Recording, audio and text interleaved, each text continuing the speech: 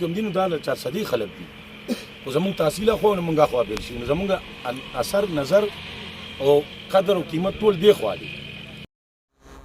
کتونکو په دغه پهد کالونۍ کې موجود یو پیاز خیشکي صاحب سلیم خان لالا هم په څنګ کې ولاړ دی د هغوی په لاسو د دې لوی پراجیکټ چې کوم دی پرانیسته وشوله سرخي سپیدي هغه شانتې نشته دی خو سرخي سپیدي د کوم پراجیکټ کې نو د هغې به ریټ چې کوم دی یو په 2 لګې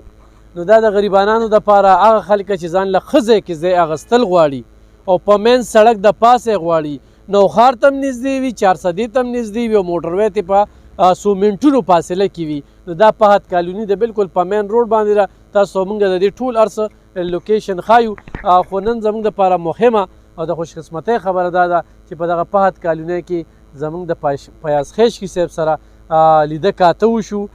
یقینا د پښتو په سندرغاړو کې هغه الفاظ هغه انداز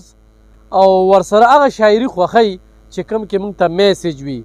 او زه په دې ریډیو باندې یو پروګرام کوم نو زه چې هغه کله ګانا ولګوم چې چا په دوکو خوړو چا به فریب وخوړه او دنیا هغو خوړه چې خیا نه پېژني نو وی هغه پروګرام له راغی نو د تېرو شپږ کالو راسې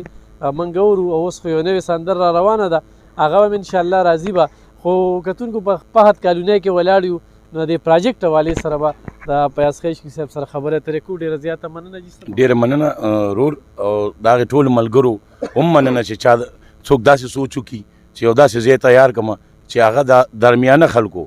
ګوره دا منځ کې چې کوم دي که نه زموږ په دې معاشره کې دا خلک تباه دي چې کوم ډېر بره دي د هغې ګزاره کوي چې کوم لاندې دي هغې اړو دا فکر نه کوي خو چې کوم داسې منځ کې خلک دي نو د هغې لپاره یو سوچ پکار دی او زما په خیال چې را تاسو څنګه پروګرام جوړ کړی دی نو دا د ټولو هغه درمیانه خلکو لپاره دی کوم چې دا انشاءالله اخیستی شي او فوټ کولی شي بل د دې دا مالي وکو دا د دې دا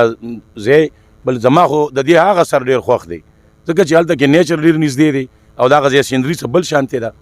نو بس دعا به کوو چې د الله بادشاه کامیاب کړي او د خیر ذریعه د خلکو مو ګرځوي او د دې ملګرو دپاره مو ګرځوي. صحیح ډېره زیاته مننه کتونکو. انوسي میلو ده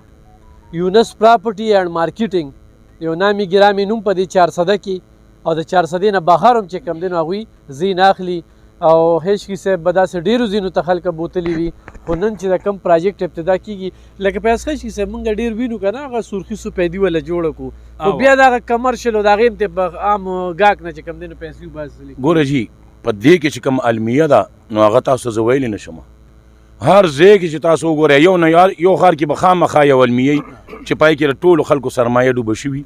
او چې چا کړي هغه هم پکې برباد شوي نو لکه په سوچ فکر سره چې ځای روغ وي د هغې د انتقال کار انوسي هر یو څیز یې ټکي نو هغه هلته کې چې کوم دی نو خلکو ته هم مسلې ني او تاسو دا منئ دا بیا کور په کور وي دا مسله هر ځای کې وي که نه نو یونس بھائی ته مبارکي ورکوو او دعا ورته کوو چې په داسې امتحان کې الله بادشاه کامیاب کړي چې مونږ یې دې ځای له راوغوستو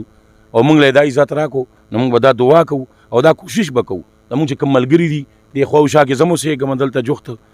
نو زما چې کوم ملګري دي او کوم ښکلي خلک دي هغه راولمه او یونس بھائی دي ته به مخې ته کښېنوم چې بھائی دا موږ ته رانږدې کړه دا خلک دلته. صحیح کتونکو پیاز خیشکي صاحب دې سره سره یو سیاسي لحاظ سره یو جوور نظر هم ساتي ناظم د خپلې سیمې پاتې شوی دی الحمدلله د خپلې سیمې خان دی دې فن کوي هنرمند دی خو هغه هنرمند دی چې مو تا ته پکې میسج راکوي وره لږ جوړې وره کومه شاعري خوښوي سندرغاړي به تاسو ډېر اورئ نو زمونږ سره چې کوم دی نو ډېر زیات قدر دی د پیاز خیشکي صاحب سره سیاست سره هم تعلق ساتي سلیم خان لالا هم راغلی دی او نن چې وله یونس پراپرټي اینډ مارکیټینګ والا کوم عزت ورکړه د دې نه د زیات عزت چې کوم دی دوی قابل دي او داسې قسمه خلکو چې کوم دی نو ستاینه وکړي. کتونکو یونس خان سره هم خبرې اترې کوو دلته کې نور چا زین اغوستی د هغوی سره هم خبرې اترې کوو نو زموږ سره